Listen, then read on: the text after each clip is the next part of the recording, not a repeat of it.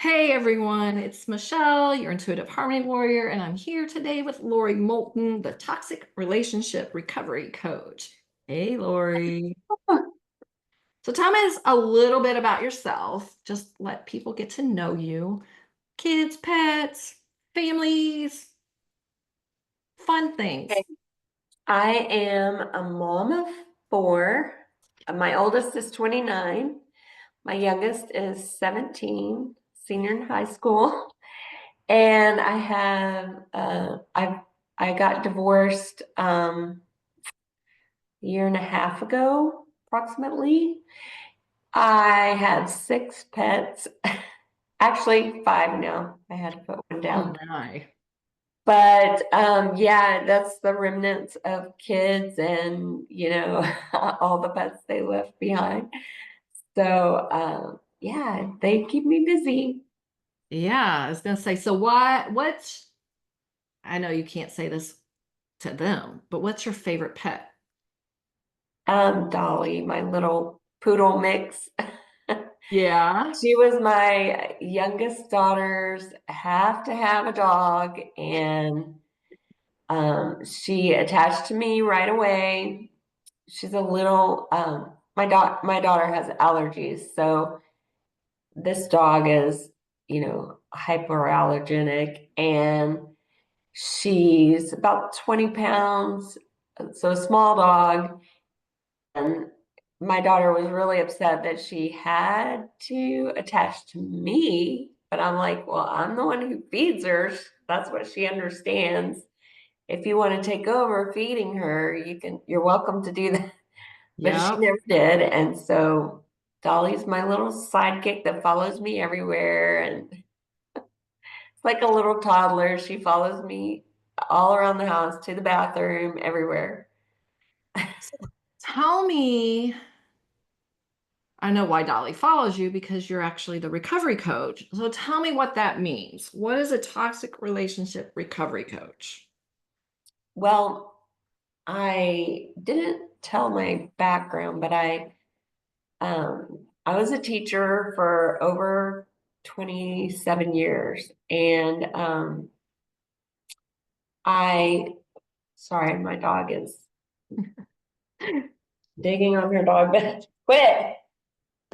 She Um, had to be a part of the interview also. so, anyways, I was a teacher and I got my master's in school counseling, but I didn't actually do the counseling because in our school districts in Texas, a lot of the school counselors are in charge of the testing, the statewide testing. And that's not why I got into counseling.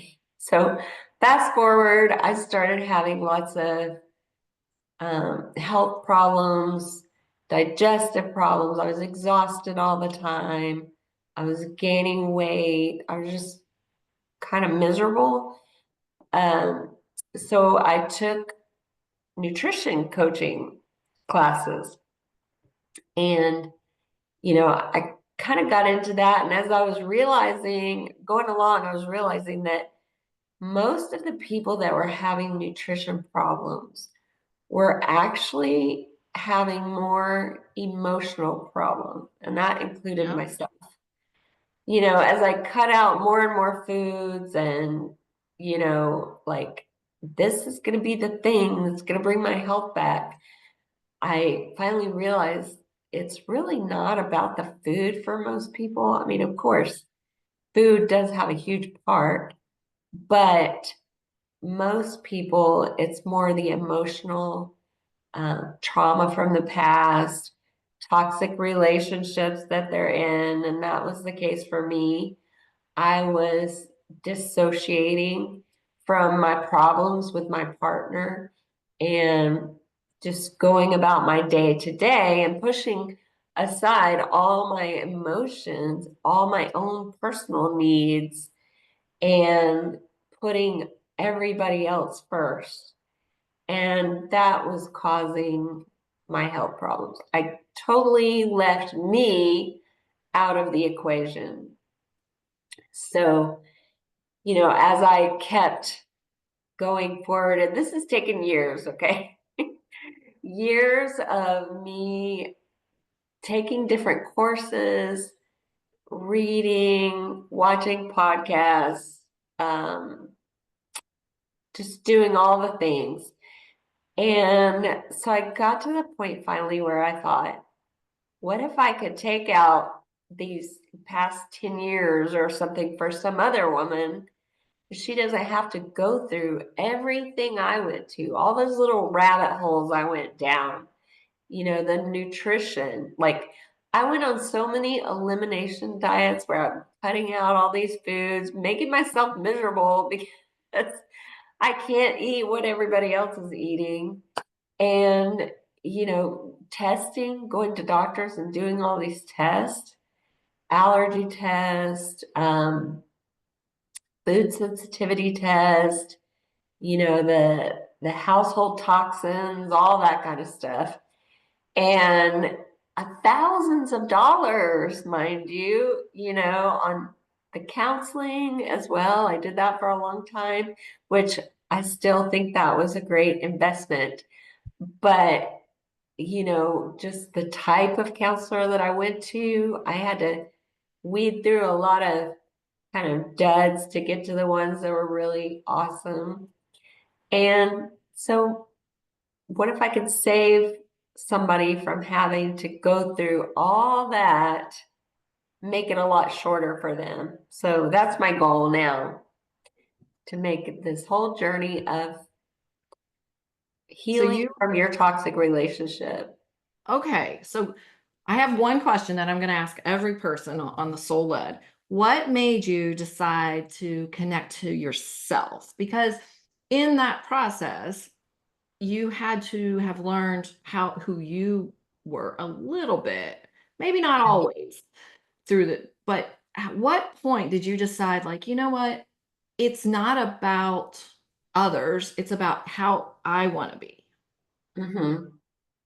I think it was kind of by accident, really. But the way I started was, like I mentioned, I had gained weight. I um, had digestive problems, all these things. So I just happened to read this book with a group of other coaches, and it was called The Miracle Morning, and Yep. it's by Hal Elrod. And I didn't even want to read the book because, like, I'm not a morning person, okay? I don't want to. Why am I reading the Miracle Morning book when I'm not even a morning person? But after reading that book, I got inspired to follow this morning routine. And with that, I started getting up earlier than everybody else in the house. So I had teenagers at home that were going off to high school. I had my youngest daughter was in elementary at the time, and um, I started getting up at 5 a.m. Everybody else woke up a little after 6. I started doing a little bit of yoga, reading, meditation, journaling sometimes. And I've just followed that plan. And then one day I was like, you know what? I'm too tired to get up. I'm not going to get up anymore. So I stopped for about a month. And what I noticed was that my my focus and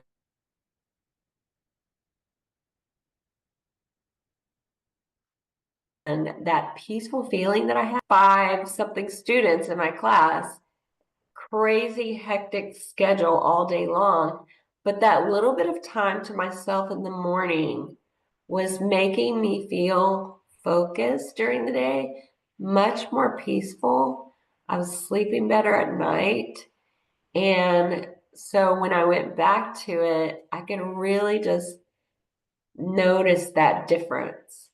And that's when I realized that I have to put myself first. Yep. I have to, you know, find that best side of myself in order to be the kind of mom I want to be, the kind of employee, coach, whatever, wife, um, friend, daughter, whatever. I have to put myself first to get to that place where I can give to everybody else. So that's why I say it was kind of by accident, but it helped me figure I out. don't think there's any accidents. I think Right. Yeah, that's you're the I mean that's the fun part. If we follow the nudges, being soul led, it leads us to where we need to be. yeah. And so Yeah. I don't think it was by accident. You got in with that group of people, the book was recommended and you had to do it. So I love that. It can be that accidental moment, but that leads you on the path. And when you started picking yourself and choosing and making yourself a priority, how did that translate into your life? Like, I know a little bit about your story. So, how did that start making you go, maybe this is a toxic relationship? Because when you were saying what you do, how do women even know they're in a toxic relationship? How do they start to feel that? Yeah. I think most of them, it starts by rebuilding your own self-worth, your own confidence in yourself. And once you start to realize, like, this is the person I want to be, and this other person in my life is making that extremely difficult for me. And that's when I realized this is a toxic person because the more I worked on myself and tried to reach new goals, the more upset he got because that's taking away from his control over me. And so yeah, that was when I was like, okay, my problems are not just because of the way I'm handling things. Right. It's this outside force. Yeah, that's always interesting because, we all have relationships, and it's how do we, like, that's the piece I keep coming back to is because I mean, how would you know? Like, I have pretty great relationships. My toxic was my mother, Mhm. um, and healing a lot of those and becoming, for me, the journey to become more of a soul led person versus what I think I am, who I thought I Yeah. was. That's where I knew that relationship was not working. So what is your, like, a piece of advice that you would give to someone who feels like they are in a toxic relationship but they're not sure? Mm. Yeah. So I think first, the first thing, it's one of the first exercises in my group program, is figuring out your values. And, for me, when I did that exercise of figuring out my values, one of my top values was honesty. And I find it very difficult to lie, but in that relationship, I found myself lying to protect myself. So it was like little white lies, but it was to protect myself from the rage or the, uncomfortable feelings, the control that I was getting from this other person.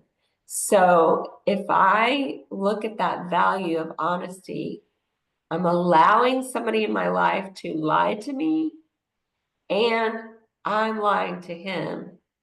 Is that really upholding that value?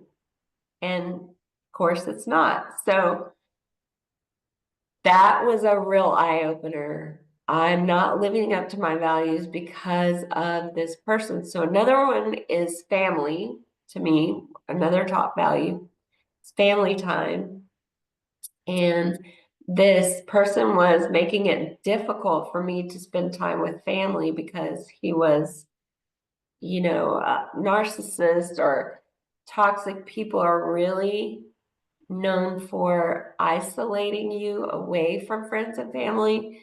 That helps them get more control over your life. And so, family is my top value, but I'm finding it very difficult to spend time with both friends and family. And this person is the one that's keeping me from doing that.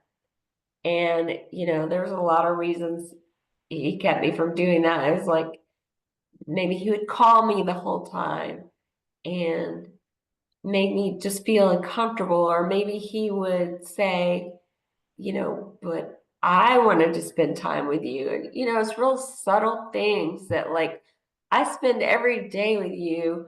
This one day I could go be with my family and not have to worry about what you're doing. But that was difficult. So, as I went through my values, I noticed more and more that this person was toxic. And my goals also. I talked about that a little bit. Yeah. Well, that's interesting. So he would guilt you, it sounds like. A lot of Yeah. guilt, a lot of manipulative behavior. Mhm. But the more you started going internal, as I Right. following your own nudges, those almost like it sounds like they almost became more evident to you because you'd accepted Yeah. them for a long time as normal. Yeah. And then all of a Like I said, I kind of dissociated with meaning like I ignored my own emotions. I would sudden, just get up and go about my day, okay, today I have to get up, make the kids lunches, make sure everybody's dressed, make sure everybody's out the door, get myself out the door, go through school, taking care of all these little kids, come home. Now everybody has after school activities. Now there's dinner. What homework do we have? It's very easy to just stuff down all my emotions and go about the daily task that I had to get through. And so for so long, I just ignored those feelings. It was easier to ignore it than to face it. ah, So at some point, it becomes too painful to keep doing that. You just, there's an argument or there's just something that happens, some, big blow up that happens that's so painful that now you have to look at what's inside, you know? I was going to say, I think that busyness of motherhood is something we all, well, all mothers can hide behind and identify with because Yeah. it's very common to have that, just prioritizing everyone else because Mhm. you actually have tasks for them. So, how did you make a moment? And I'm just going to say, how did you prioritize yourself in the busy? I mean, I know you started waking up, but that was happened. And how did you continue when life got busy and everything got, and how, besides waking up early, or was that the only time you found that you could prioritize yourself? Yeah, I think it started there. So that was like, the introduction into taking care of myself. And then I started just fitting in moments throughout the day to do like a check-in, driving without any music or sound.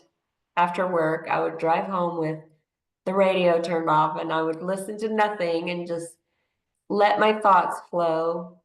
Um, there was a lot of time right before bed that I would check in, or maybe while I was cooking dinner, doing some mundane task like folding clothes or something. I would just allow my thoughts to come. And journaling was a really huge thing for me too, because I could get out a lot of thoughts. And one of the things that I did was journal in a place where, because I don't know if you've ever done this, but like as I'm writing in my notebooks, I'm thinking, okay, what if somebody else reads this? What if my Mm.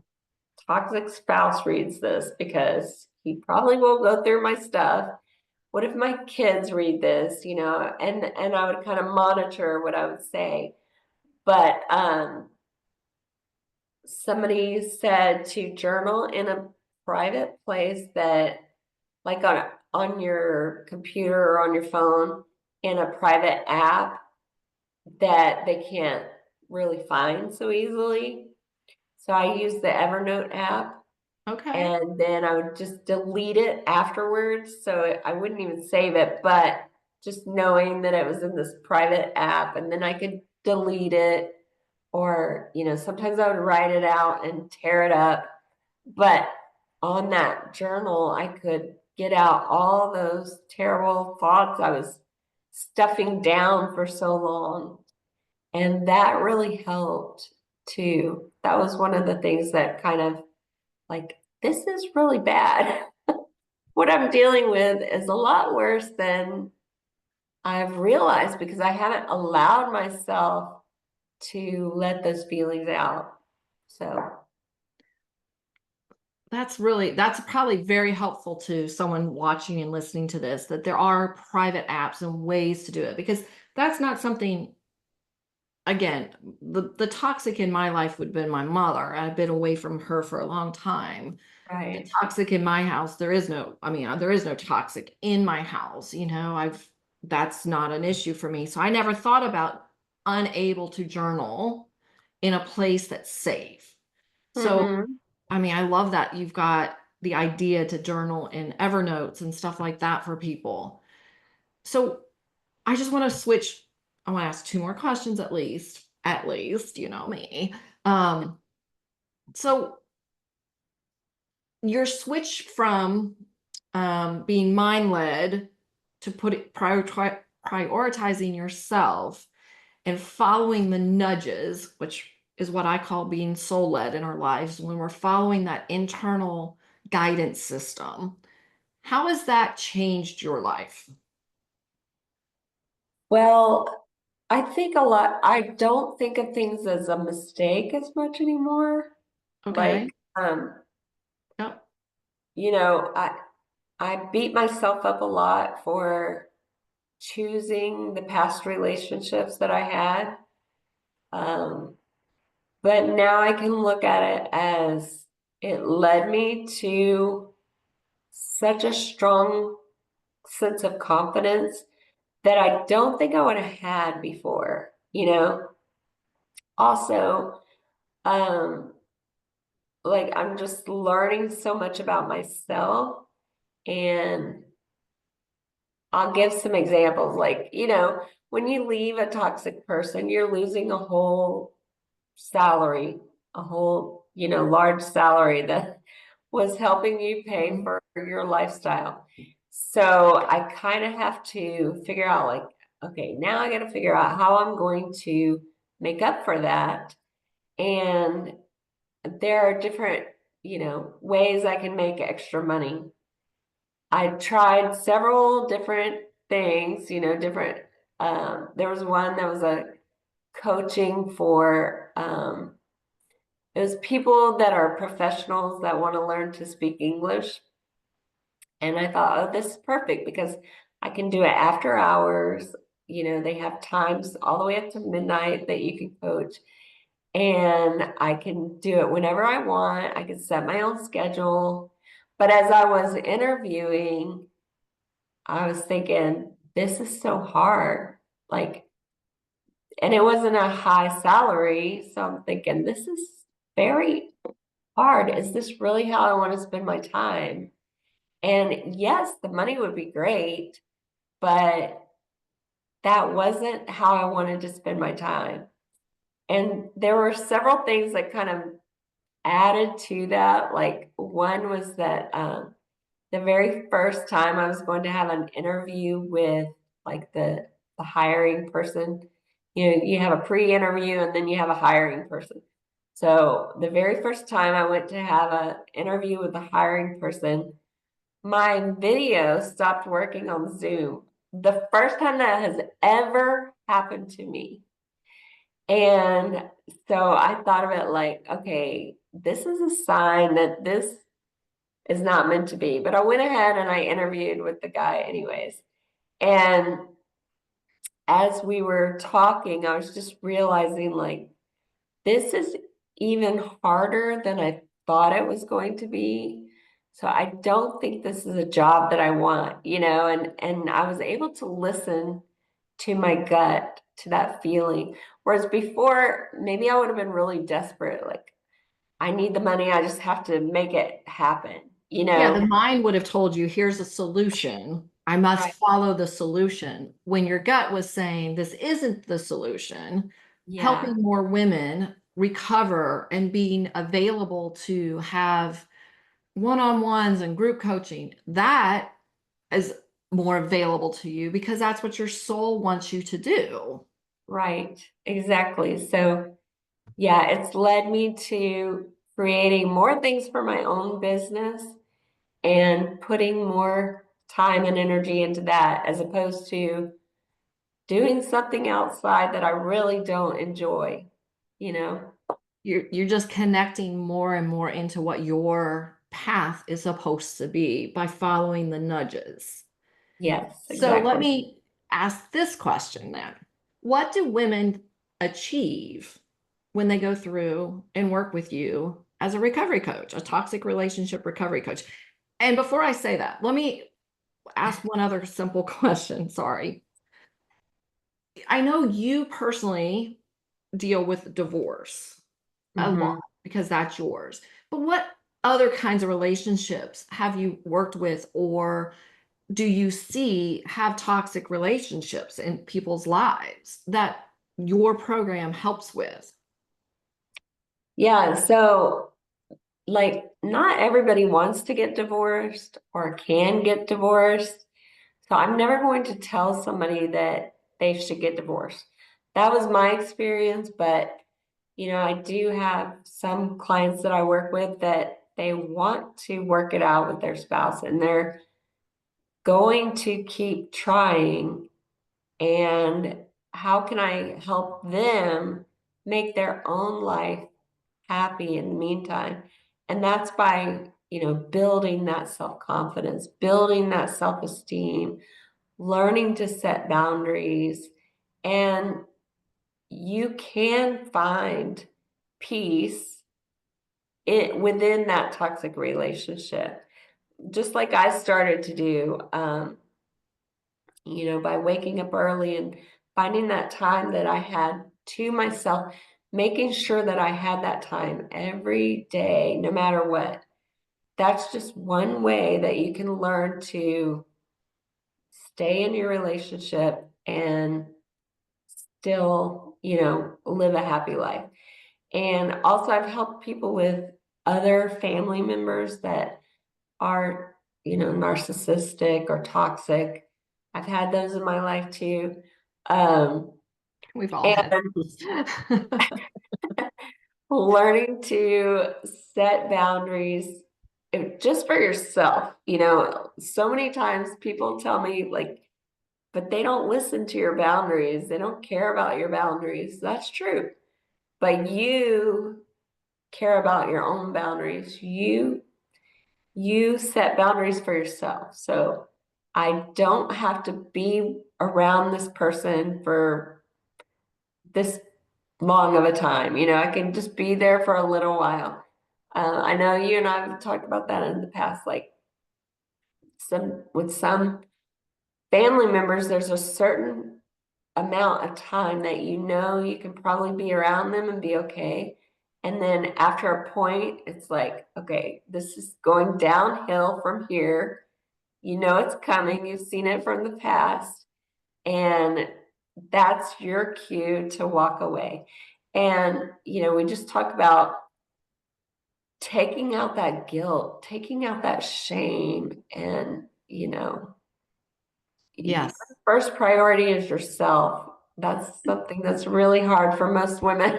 I was going to say right there, right now, they're all dropped. It's like, what does that mean? Priority. And I always think this is the way I say it. Prioritizing yourself, it doesn't necessarily mean that you put yourself above others. Let's Yeah. just start by putting yourself on the same plane. You would do this for Oh, somebody sure. else, do it for yourself.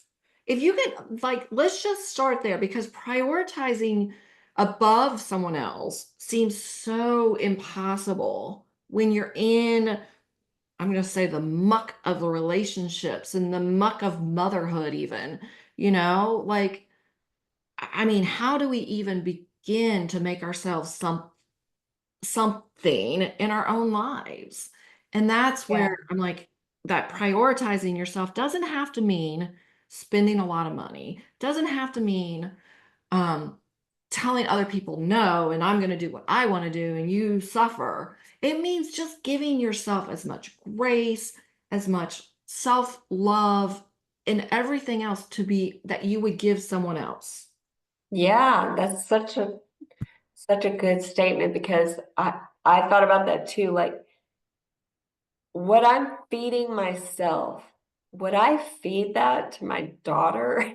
You know, would I allow her to go around with no exercise and never having any time with her friends? I would never do that to her. So Right. why would I do that to myself?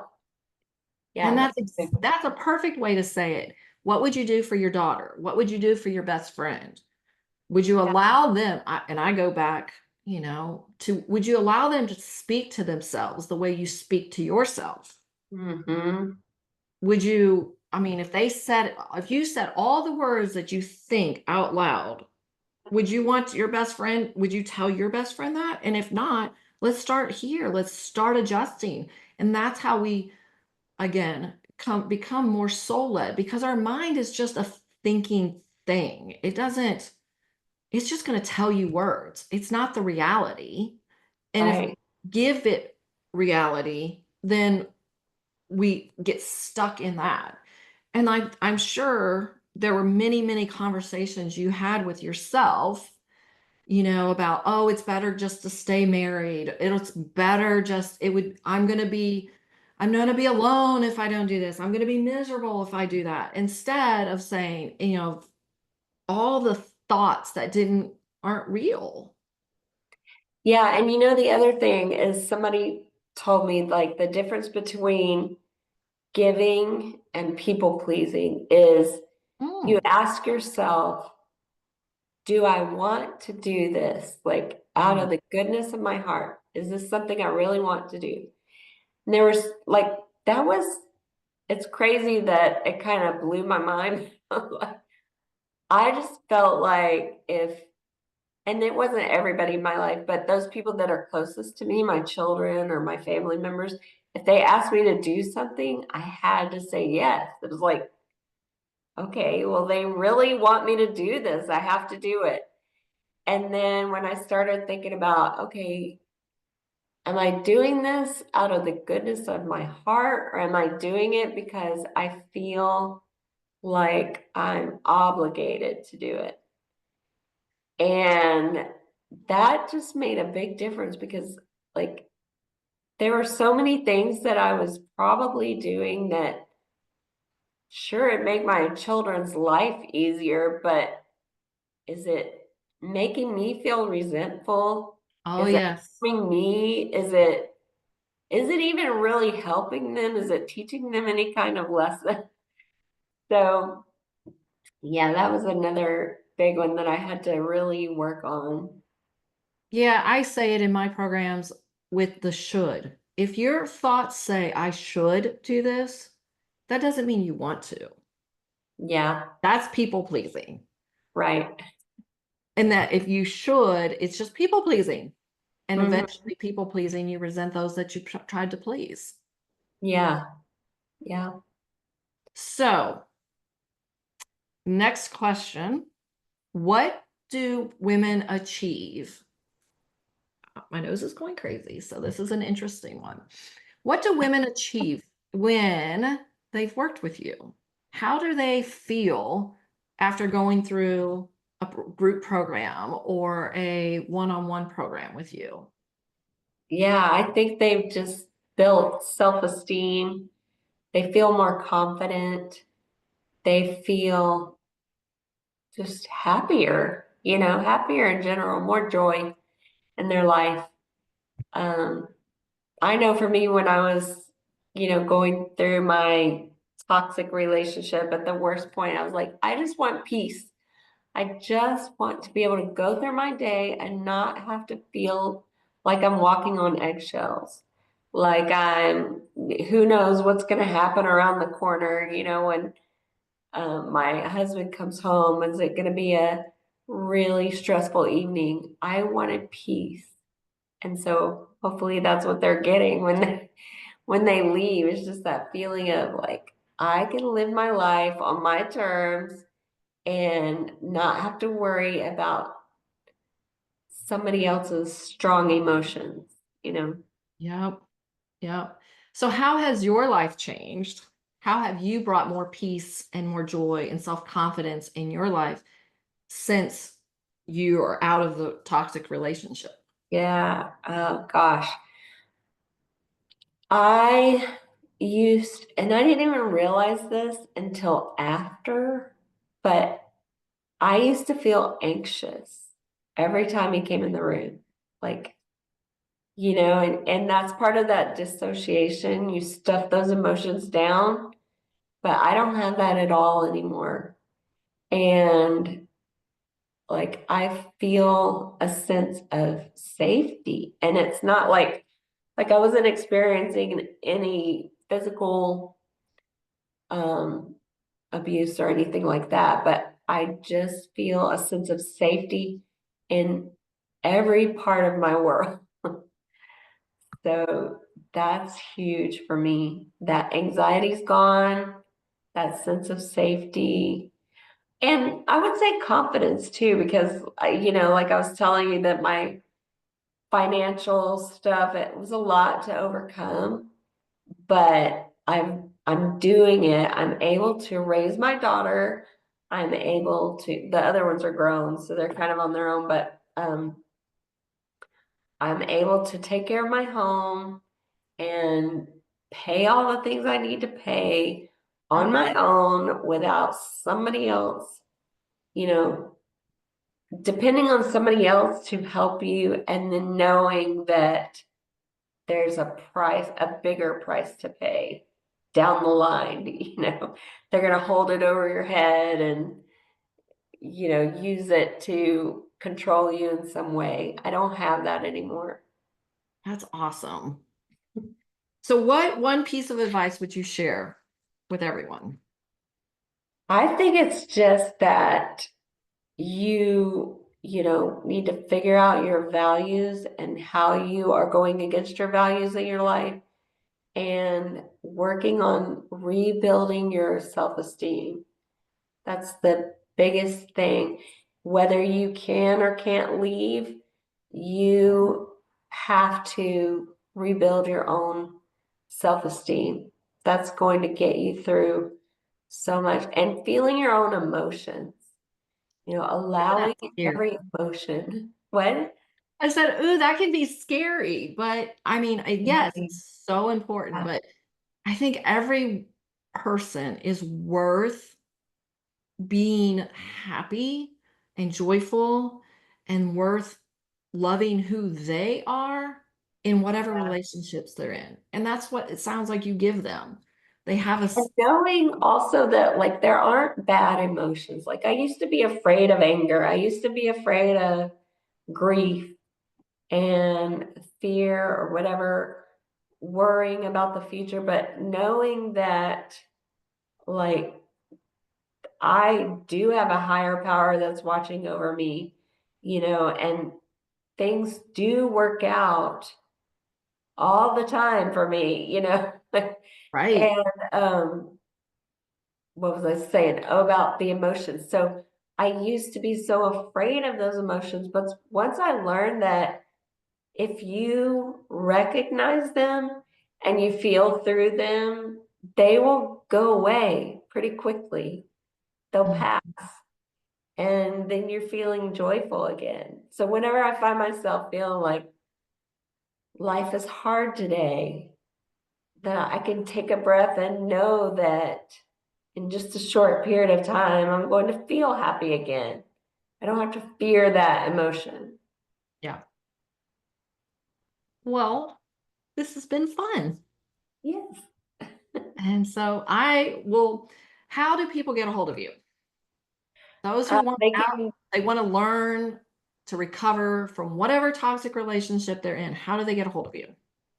okay, my website is LoriMoulton.com and my name's on the screen. And my Instagram and TikTok are Lori Moulton 17. And then Facebook is Lori Moulton. So Perfect. And I will drop all of those in the comments sections. And thank you. thank you. Bye.